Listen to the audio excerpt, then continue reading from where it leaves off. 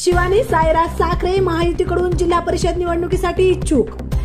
जिल्हा परिषद निवडणुकीची चुणूक सुरू झाली असून मराठा गटाची जागा इतर मागासवर्गीय महिला प्रवर्गासाठी राखीव झाली आहे। या गटातून पिंपरखेड येथील शिवानी सायराज साखरे या भाजपाकडून इच्छुक आहेत। मराठा जिल्हा परिषद गटात यापूर्वी पिंपरखेड गावाचा समावेश होता।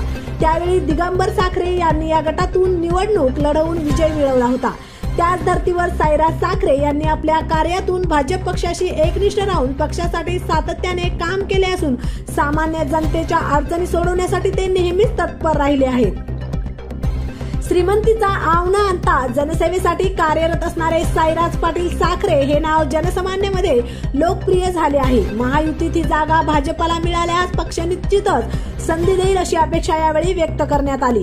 मराठा जिल्हा परिषद गटात मराठा सावरगाव, वरवट, तरोडा, कनकेवाडी, गायतोंड, जगापूर, चिंचगव्हाण, जांभळसावली, मार्लेगाव, नेवरी, उंचाडा, नेवरवाडी, मरडगा, कोळी, पिंपरखेड, तालंग, करमोडी, सिद्धरा, निवला इत्यादी गावांचा समावेश आहे।